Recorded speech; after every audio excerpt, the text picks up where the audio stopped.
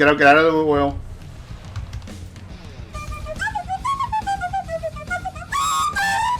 And, yeah, Joe literally just jumped in.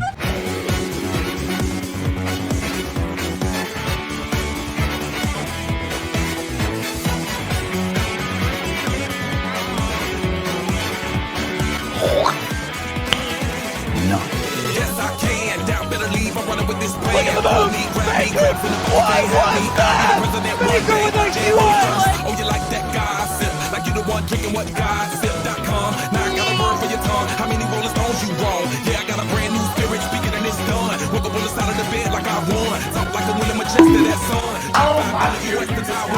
I had to say that. I want to play back. Mama knew I wasn't needed when I haystack. I'm a golly boy, plus Maybach. I got a feeling it's a rap.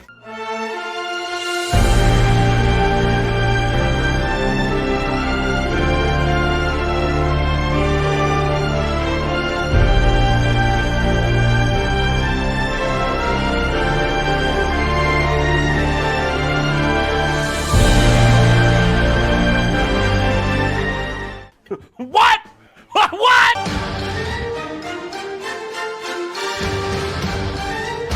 No one has ever done that! No one has ever done that in the history of Dota!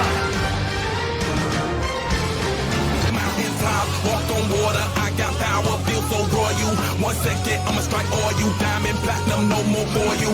That adrenaline, never giving in. Giving up's not an option, gotta get it in. Witness, I got the heart of 20 men. No fear, go to sleep in the lion's den. That glow, that spark, that crown. You're looking at the king of the jungle now. Stronger than ever, can't hold me down. 100 miles gunning from the pitcher's mouth. Straight game face, it's game day. See me running through the crowd full of melee. No trick plays, I'm Bill Gates. Take a genius to understand me.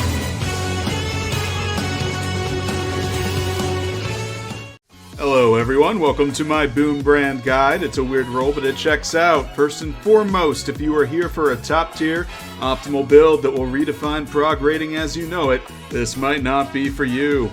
If you are here for a build that can help guarantee clears and ensure big numbers and decently fast clears are happening, this is your kind of class. While Heel Scourge is more like a babysitter, Boonbrand is more like a fitness coach. One makes sure you don't die by sticking a fork in an outlet 6 consecutive times. The other helps you stay in shape and look as good as possible. As we can. Here is the base build. You will use a sword or axe as your main weapon. Sword does more damage and more consistent crits. Axe has more condition damage and a pull on it for more Defiance bar help. Shield on your offhand specifically for Aegis application and more Defiance bar damage, but focus can be taken for more DPS and a personal shield, although I strongly favor the actual shield due to its Defiance break and knockback. Not to mention it gives great Aegis, and Aegis synergizes with your traits. You can also wield a Greatsword as your main or swap weapon. This offers more Defiance bar damage via its pull, and it's great for fights when you need to pull multiple mobs like Slothosaur.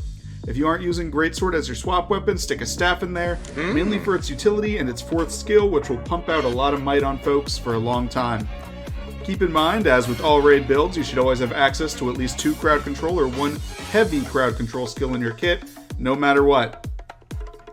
Build variants if you need more DPS and less boons. Replace trinkets with Vipers gear and use an axe. If your squad needs more healing, replace trinkets with Harrier's gear and bring your swap as a staff.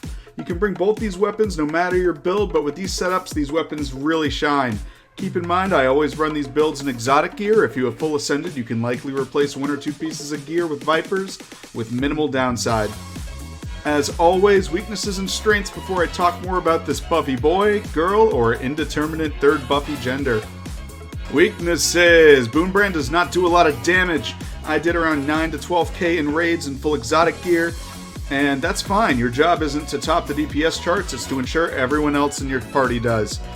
I would personally not advise having more than 1 Boonbrand in a squad, because hitting lots of buttons is easy and tends to drop buffs outside its party anyway. But 1 per party would certainly ensure everyone else has the thickest of deeps. For full clarity, this build exists mainly to help groups of new players and raids get easier clears, and the few testing runs I have taken it on have seen tremendous success. That's its only weakness. That, and as always, if you don't play a build off of Snowcrows, you will make certain organizers extremely mad.